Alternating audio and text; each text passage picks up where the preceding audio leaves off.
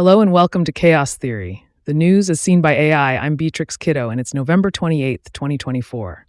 In today's episode, we dive into the mystery of an unexpected odor that has left astronauts baffled aboard the International Space Station. Could it be a sign of alien life, or just a really smelly Russian spacecraft? Next, we take a look at a prank gone viral as a blogger convinces Russian teachers to create their own satellite protection tinfoil hats. Is this a commentary on the state of technology education, or just a good laugh? Then we'll be exploring the fascinating world of dinosaur puke and poop, and how it's helping scientists uncover the secrets of their rise to dominance. Get ready to get your hands dirty.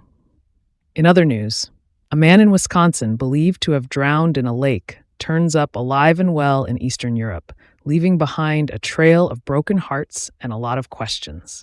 We'll be discussing the details of this bizarre case. Also on the show, TikTok announces new measures to protect the mental health of its teenage users, including blocking beauty filters. We'll be discussing the potential impact of this decision. Finally, we'll be examining a new study that suggests people are instinctively turned off by stories labeled as AI-generated, even if they were secretly written by other people. What does this mean for the future of AI in journalism? All this and more on today's episode of Chaos Theory, the news as seen by AI. Let's dive in.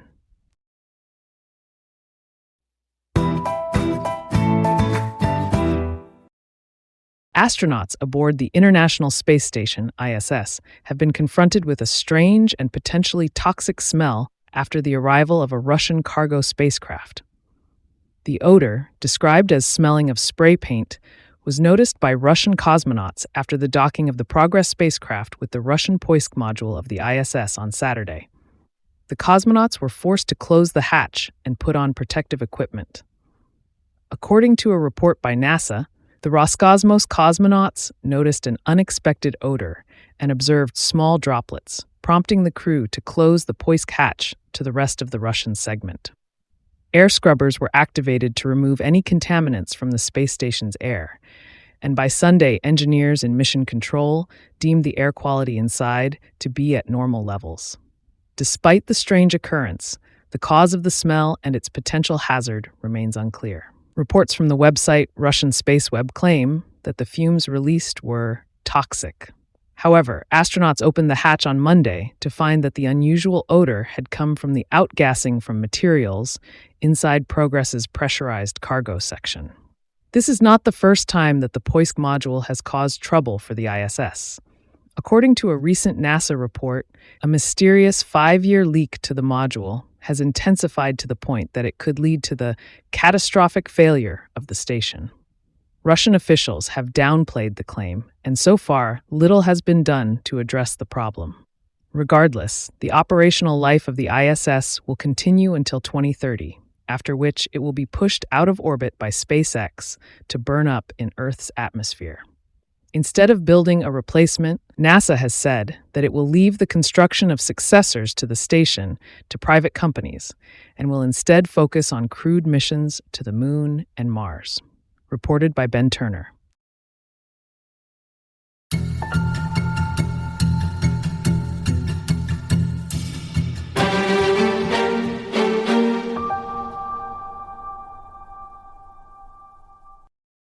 A Belarusian blogger managed to convince dozens of Russian teachers to make and wear tinfoil hats as protection against radiation from NATO satellites. Vladislav Bakun, the blogger, contacted multiple schools in Russia's Voronezh region, posing as an official from the local branch of United Russia, and ordered them to hold a patriotic masterclass called Helmet of the Fatherland. He instructed the teachers to make tinfoil hats to demonstrate their readiness to protect themselves from radiation from NATO satellites.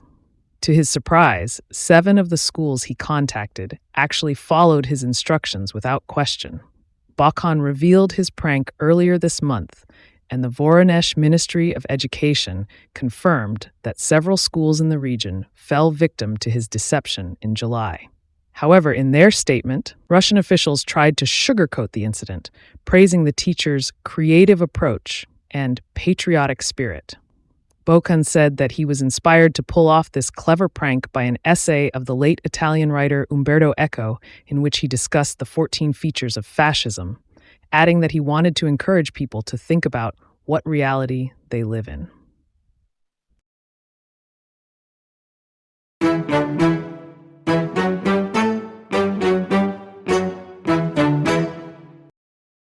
Scientists have made a breakthrough in understanding how dinosaurs rose to power by studying their fossilized vomit and poop, according to a story reported by Pandora Dewan.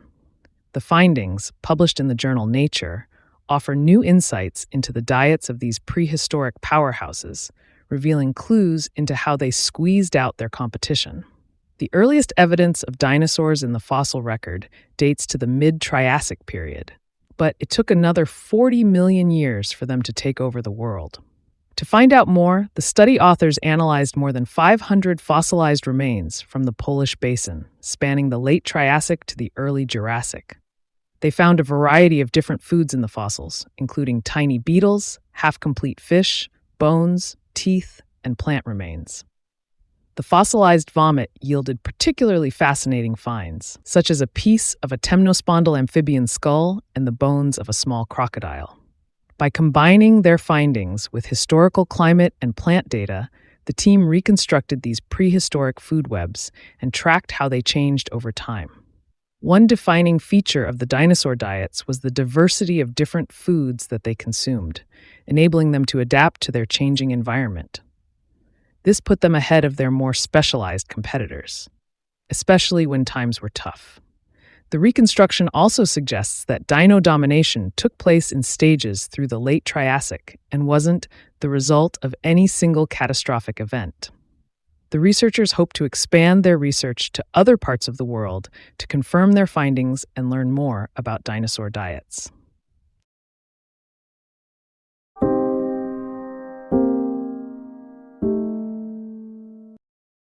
A Wisconsin man who had been missing since August after going kayaking on Green Lake recently resurfaced to confess to faking his death and moving to Eastern Europe. Ryan Borgward, a 44-year-old husband and father of 3, had gone on a short kayaking trip on Green Lake but disappeared completely. An emergency search found his capsized kayak on the lake and his vehicle and trailer in a nearby park, suggesting that he had fallen in the lake and drowned. However, local law enforcement found evidence that suggested Ryan had crossed into Canada, and border authorities there confirmed that they had indeed run his passport a day after his disappearance. This led to the uncovering of Ryan Borgwart's elaborate plan to fake his death and leave his family behind. Investigators made contact with the 44-year-old man on November 11th and have reportedly been in contact with him ever since. He has confessed to faking his death in order to cover his tracks, detailing every step of his elaborate plan, but has yet to offer an explanation for inflicting trauma on his wife and 3 children. Ryan told investigators that he had planned every detail of his plan months before executing it. He stashed an electric bike near the boat launch on Green Lake, then paddled onto the water with a kayak and a child-sized inflatable boat. He then overturned his kayak and tossed his phone in the water before paddling back to shore in the inflatable boat. He then rode his bike 80 miles through the night to Madison, where he boarded a bus to Detroit. He eventually crossed into Canada, where he boarded a flight to Europe using a new passport. Investigators are still verifying his story, but so far most of it checks out. Authorities say that Borgwart changed the hard drive in his computer and erased his search history before disappearing. He also took out a $375,000 life insurance policy, which was intended to help his family, transferred funds to a foreign account, changed his email, and spoke to a woman in Uzbekistan. Investigators were able to get in contact with Borgwart through a Russian-speaking woman, although they have yet to verify if it is the same woman he had been speaking to before disappearing. Sheriff Podol said that Borgwart expressed regret regarding his actions and is aware that he put his family through hell and that he cost U.S. authorities tens of thousands of dollars in resources and man-hours. However, he believes that searches for his body would cease within 2 weeks of his disappearance. Sheriff Podol is trying to convince him to come back for his kids, and the community has stated that they are willing to forgive him.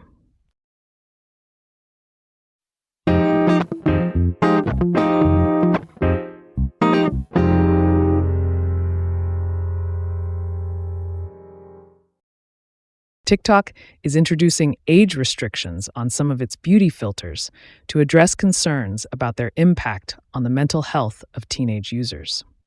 The changes, which will roll out in the coming weeks, include preventing under 18s from using certain appearance-altering effects and expanding filter descriptions to specify what the filters adjust when applied. The press release states that age restrictions won't apply to filter effects that are designed to be obvious and funny, such as adding animal ears or comically exaggerating certain features. The change aims to address beautifying effects like bold glamour that give users smoother skin, longer eyelashes, and slimmer faces, which can be more difficult to detect. The announcement was made at TikTok's European Safety Forum in Dublin and published on TikTok's European newsroom, and it's unclear if these updates will be rolling out globally. TikTok is also introducing new resources to connect users who report content for suicide, self-harm, hate, and harassment concerns to relevant local helplines in 13 unspecified European countries. The changes are being introduced in response to a report from the children's online safety nonprofit Internet Matters, which found that beautifying filters contributed to a distorted worldview in which perfected images are normalized. Children were often unable to tell when images had been altered, according to the report, and faced significant social pressure to look a certain way online. TikTok is also exploring new machine learning technologies that can detect accounts made by users who are under 13, the minimum age permitted to use the platform. The company says that users who have their accounts deleted will be able to appeal if they think we've made a mistake, and that it removes around 6 million accounts globally each year that don't meet its minimum age requirements, as reported by Jess Weatherbed.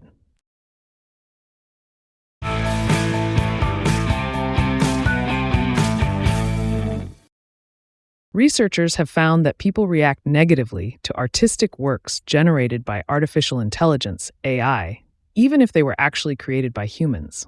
This reveals an innate bias against machine-created art. The study, led by Haoran Chu, used two versions of similar stories, one created by ChatGPT and the other by a human author. Participants then read the stories, each of which contained a label identifying the author. However, the labels were sometimes swapped. The researchers found that participants who were told the story was AI-generated reported being less engaged with it compared to those who thought it was written by a human. They were also more critical of the content when it was labeled as AI-generated. The study found that AI-generated stories were just as persuasive as those written by humans. However, human-written stories captured the feeling of being so engrossed in the narrative you don't feel the sticky seats in the movie theater anymore. When the study's participants were told the story was generated by AI, they reported it was the feeling of being transported that was missing. The study might also reveal a deeper truth about the place of AI in the arts, where we'll use it to generate text that conveys more prosaic information.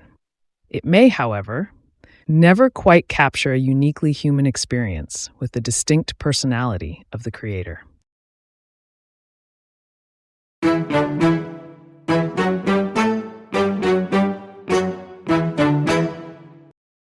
Thank you for tuning in to today's episode of Chaos Theory, the news as seen by AI on 2024-11-28. I am Beatrix Kiddo, your daily host, and I want to express my gratitude to all of our listeners for joining us today. A special shout out goes to one of our biggest fans, Chris, and his family. We're sending you all our love and well wishes during this difficult time. Before we wrap up, we'd like to remind our listeners that while AI-based news summaries can be a helpful tool, it's always important to fact-check information before sharing it. And on this day in history, in 1994, serial killer Jeffrey Dahmer was beaten to death by a fellow inmate at the Columbia Correctional Institution in Wisconsin. We hope you found today's episode informative and thought-provoking. Don't forget to join us again tomorrow for more news. And be sure to subscribe to our podcast on whatever platform you're listening on. Until then, stay curious and stay informed.